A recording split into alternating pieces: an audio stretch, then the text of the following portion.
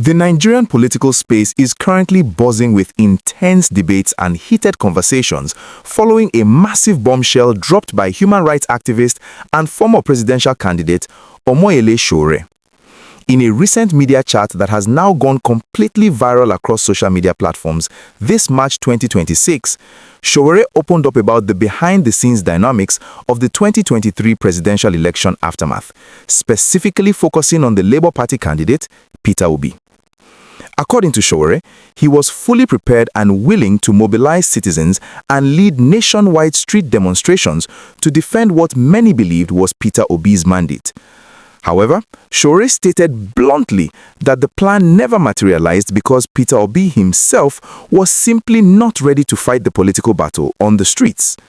This revelation has sent shockwaves through the political landscape, stirring up a massive storm of reactions from political observers, the obedient movement, and citizens who vividly remember the high tensions that gripped the nation immediately after the electoral umpire announced the results.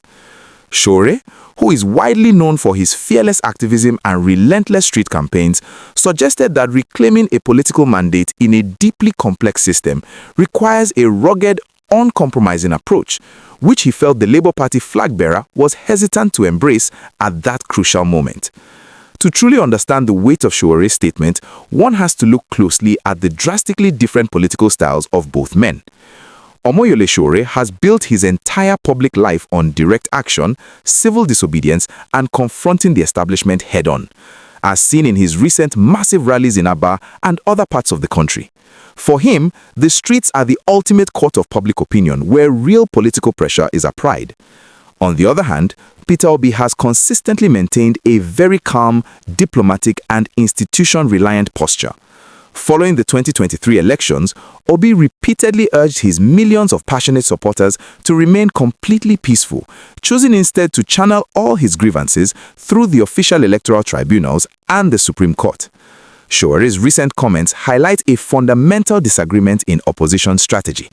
He essentially argues that relying solely on the judiciary in a system that many Nigerians deeply distrust was a massive miscalculation.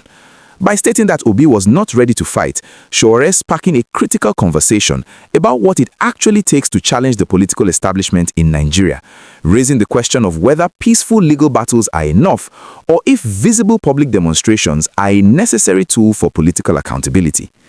The reaction to this viral statement has been incredibly explosive, with Nigerians deeply divided over who had the right approach. Many passionate supporters of the Labour Party have pushed back aggressively against Sowore's claims during various media interactions, defending Obi's choice to avoid street protests. They argue that Obi's peaceful approach saved the country from potential chaos, property damage, and the tragic loss of innocent lives that often accompany massive political protests. They believe that taking the legal route, even if it did not end in their favor, was the mark of a true statesman who values the stability of the nation over personal ambition. Conversely, there is a vocal segment of the population that completely agrees with Sowore. These individuals feel that the opposition was too gentle and that massive organized civil action could have forced greater transparency during the collation of results. As we continue to unpack the heavy layers of this fascinating political drama and examine how it shapes the future of the opposition, please take a quick second to smash the like button and subscribe to the channel. Hitting the notification bell ensures you never miss out on these deep factual dives into the biggest stories shaping our nation. Your continuous support allows us to keep breaking down these complex political events so you can always stay fully informed. Looking beyond the events of 2023, Sowore's bold declaration has massive implications as political actors begin to position themselves for the next general elections. The opposition in Nigeria is currently facing a massive identity crisis. On one side, you have the diplomatic, system-focused approach represented by figures like Peter Obi, and on the other, you have the radical, direct action philosophy championed by activists like Omoyele Sowore. The big question dominating political circles right now is whether these different factions of the opposition can ever find a common ground to form a united front against the ruling party. Sowore's blunt assessment shows that there is still a deep ideological divide regarding how to effectively challenge the government. His willingness to lead protests for a rival candidate shows a surprising level of political flexibility and a desire to dismantle the current political structure. But his frustration with Obi's reluctance also exposes the lack of trust and coordination among opposition leaders. This media chat has forced Nigerians to deeply reflect on the nature of political resistance in the country and what strategies will actually yield tangible results.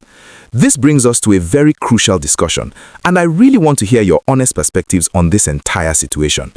When you look back at the tension and the highly controversial events of 2023 presidential election, do you believe Peter Obi made the absolute right decision by calming his supporters down and strictly following the judicial process to the Supreme Court? Or do you strongly agree with Sowore that the only way to secure a contested political mandate in Nigeria is by taking the fight directly to the streets through massive organized civil action? Furthermore, do you think a political alliance between the calm diplomacy of Peter Obi and the radical street activism of Omoyele Sowore could actually work in the future, or are their methods just too fundamentally different to ever mix? Please head down to the comment section right now and share your detailed thoughts. This is a very important national conversation about the future of our democracy and how the opposition should operate. And your unique insights add incredible value to this debate.